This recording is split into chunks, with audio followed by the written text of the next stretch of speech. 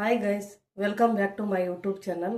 ನಾನು ಇವತ್ತು ಮೊಳಕೆ ಕಟ್ಟಿದ ಹೆಸರು ಕಾಳಿನ ದೋಸೆ ಹೆಂಗೆ ಮಾಡೋದು ಅಂತ ಹೇಳ್ಕೊಡ್ತೀನಿ. ನಾನು 1 ಗ್ಲಾಸ್ ಅಷ್ಟು ಅಕ್ಕಿ ತೊಗೊಂಡಿದ್ದೀನಿ, 2 ಗ್ಲಾಸ್ ಅಷ್ಟು ಮೊಳಕೆ ಬರಿಸಿದ ಹೆಸರು ಕಾಳು ತೊಗೊಂಡಿದ್ದೀನಿ.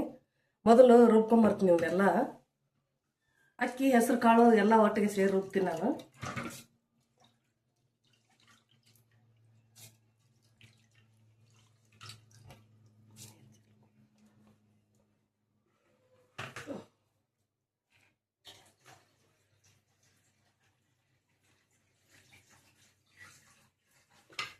ಇದಕ್ಕೊಂದು 4-5 ಹಸಿಮೆಣಸಿನ್ಕಾಯಿ ಹಾಕೋತೀನಿ ನಾನು.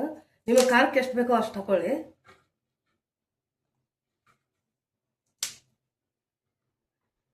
ಜೀರಿಗೆ 1-2 ಸ್ಪೂನ್ ಅಷ್ಟು. ಇದಕ್ಕೆ ಹಿಟ್ಟು ಎಷ್ಟು ಇರುತ್ತೋ ಅದ್ರ ಮೇಲೆ ಡಿಪೆಂಡು. ನಿಮಗೆ ಎಷ್ಟು ಬೇಕೋ ಅಷ್ಟು ಹಾಕೊಳ್ಳಿ. ನಾನು 2 ಸ್ಪೂನ್ ಹಾಕೋತಾ ಇದ್ದೀನಿ. ಎಲ್ಲ ಸೇರಿ ರುಬ್ಕೊಂಬರ್ತೀನಿ. ಇವಾಗ ಹಿಟ್ಟು ರುಬ್ಬಿದ್ದಾಗಿದೆ. ಇನ್ನೂ ಸ್ವಲ್ಪ ಕಾಳು ಉಳಿದಿತ್ತು, ಅದನ್ನು ರುಬ್ತೀನಿ ನಾನು. ಇವಾಗ ಈ ಹಿಟ್ಟು ಸ್ವಲ್ಪ ನೀರಾಗೆ ಇರ್ಬೇಕು, ದೋಸೆ ಹಿಟ್ಟಿನಕಿನ ಈ ಹದಕ್ಕೆ ಇರ್ಬೇಕು ನೋಡಿ. ನೀವು ಒಂದು ದೋಸೆ ಹಾಕಿ ನೋಡ್ಕೊಳ್ಳಿ. ತುಂಬ ಗಟ್ಟಿ ಅನಿಸಿದ್ರೆ ಇನ್ನೂ ಸ್ವಲ್ಪ ನೀರು ಹಾಕ್ಕೊಳ್ಳಿ. ಇವಾಗ ನಾನು ರುಚಿಗೆ ತಕ್ಕಷ್ಟು ಉಪ್ಪು ಹಾಕ್ತೀನಿ.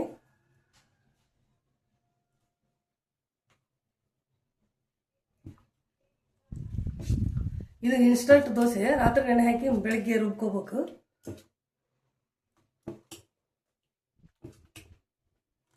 ಹೆಲ್ತಿ ಕೂಡ, ಈಸಿ ಕೂಡ ಆಗುತ್ತೆ. ನೀವು ಇದಕ್ಕೆ ಏನು ಬೇಕಾದ್ರೆ ಹಾಕೋರಿ. ಈರುಳ್ಳಿ, ಕೊತ್ತಂಬರಿ ಸೊಪ್ಪು, ಕರಿಬೇವು ಸೊಪ್ಪು ಎಲ್ಲ ಹಾಕಿ ಮಾಡ್ಕೊಂಡ್ರೆ ಚಟ್ನಿ ಅವಶ್ಯಕತೆ ಇರೋದಿಲ್ಲ. ನಾನು ಈರುಳ್ಳಿ ಹಾಕಿದ್ರೆ ಸ್ಮೆಲ್ ಬರ್ತಂತ ಹಾಕಿ ಕಲಸಿಲ್ಲ.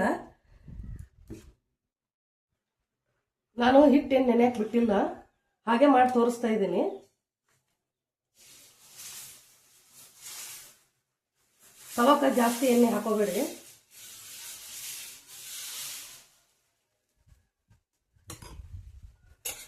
ಇವಾಗ ಮೇಲೆ ಎಣ್ಣೆ ಹಾಕ್ತಾ ಇದ್ದೀನಿ ನಾನು. ನೀವು ತುಪ್ಪ ಬೇಕಾದ್ರೂ ಹಾಕೊಳ್ಳಿ.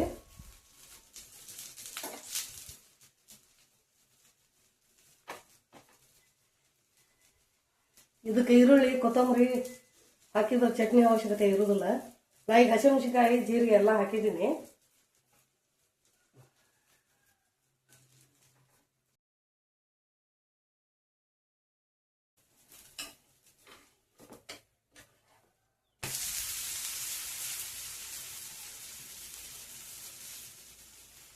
ನೋಡಿ ಎಷ್ಟು ಚೆನ್ನಾಗಿ ಬರುತ್ತೆ ದೋಸೆ.